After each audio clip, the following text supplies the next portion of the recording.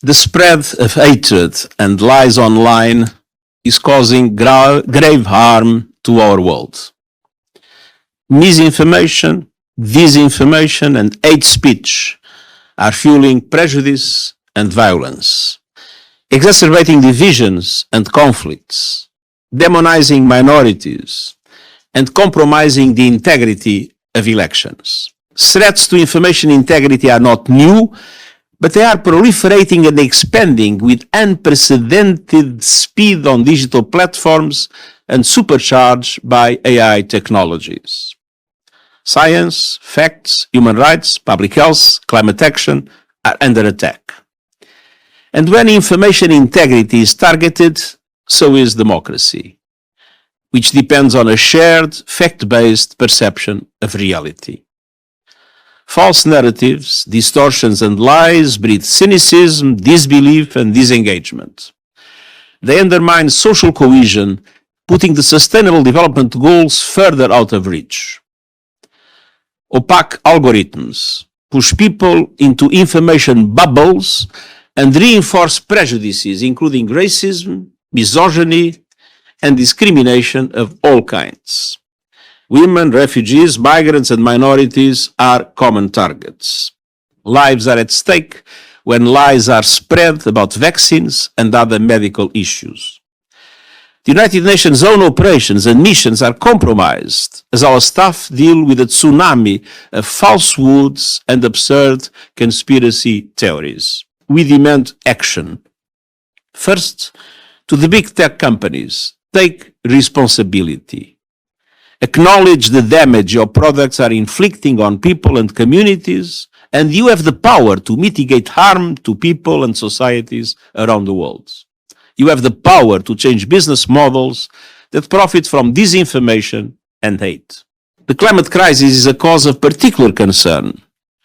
Coordinated disinformation campaigns are seeking to undermine climate action. 1984 called and he wants its Ministry of Truth back. The UK has created an elite police unit known as the National Internet Intelligence Investigations Team, dedicated to monitoring anti-migrant social media posts. Leaders claim its purpose is to detect early signs of potential unrest. Unrest like this protest and counter-protest had erupted after a 38-year-old asylum-seeking migrant was charged with sexual assault for attempting to kiss a 14-year-old girl.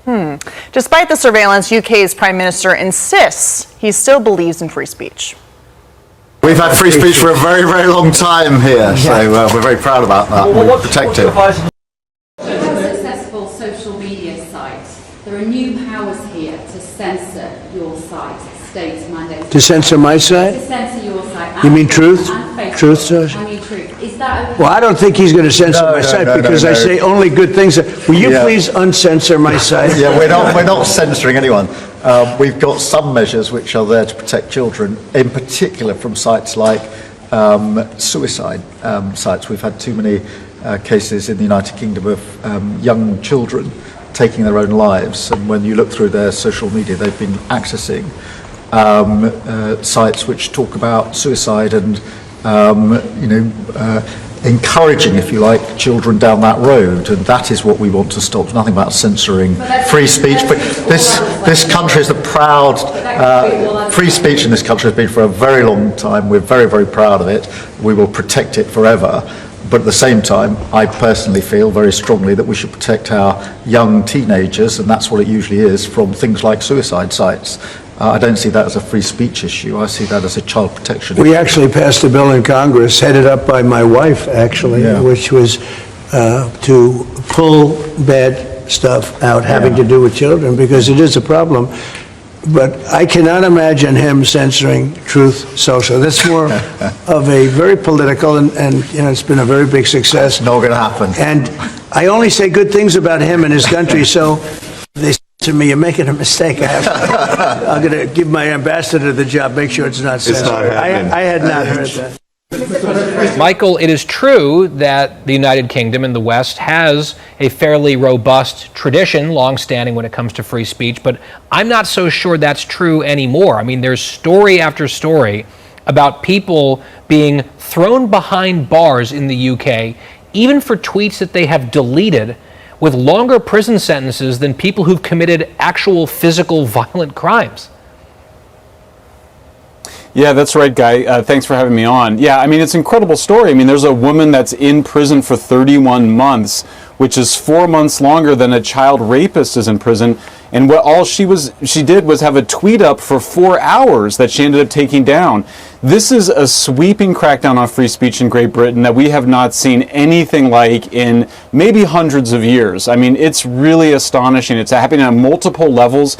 Keep in mind, they were already arresting 30 people a day for wrong speech in Britain before this. Now they have a special police task force to constantly monitor social media, including X, formerly Twitter, and they can stop content based on age verification. So they can stop content saying, oh, this is harmful to mental health.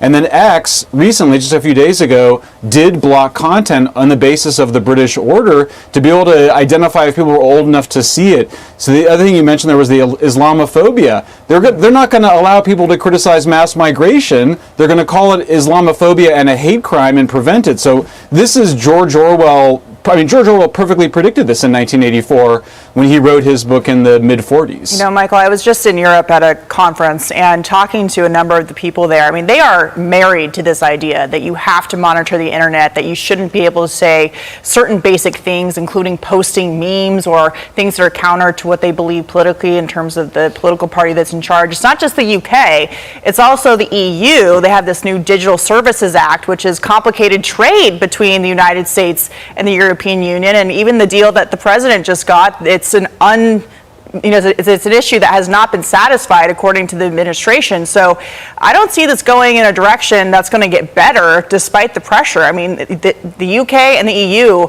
are really dedicated to this idea of putting people in prison for saying the wrong thing or thinking the wrong thing. Yeah, absolutely. Europe's crackdown is maybe the worst in the world, but I mean, it's happening everywhere, and it's actually, unfortunately, accelerated since Trump was elected. So it's the EU, it's Britain, it's Ireland wants to read your private text messages. Canada, Brazil. The strategy here is to make it so that the social media companies will basically censor this content for everybody. So I think a lot of Americans go, well, I don't really care what happens in some other country, Britain or Europe. They should care because this is a strategy to basically encircle the United States and then have these social media companies pressure that they just censor this content for everybody. It's coming at a time when it's overtly political. The populist parties in Europe, just like Trump and the MAGA Republicans in the United States, are focused on mass migration. So they want to censor that content because it's been so politically powerful for these opposition leaders, including Germany, France, Romania. They're basically trying to prevent the opposition from competing at all, both through censorship and just keeping them off the ballot. I will just say one positive thing is that Trump today, yesterday he called out the Prime Minister in Britain. Today he's imposed serious tariffs on Brazil because of their censorship and because of their lawfare in preventing a presidential frontrunner, the last president, Bolsonaro, from competing in next year's elections. Well, and also, just to add to that, I mean, Americans now have to worry about traveling to Europe and saying the wrong thing or posting the wrong thing or have posted the wrong thing many years ago. Being in these so-called Western countries, they could face arrests by the Europeans or the Canadians. Absolutely. Yeah, absolutely. I mean, and that's how 1984 works, is they want you to be afraid of what you're going to say. They want you to be afraid of saying something controversial and then not expressing it. That's one of the most damaging things to free speech here. America was founded on the idea we have to be free to speak our minds. Europe is taking us in an absolutely terrifying and totalitarian direction. Yeah.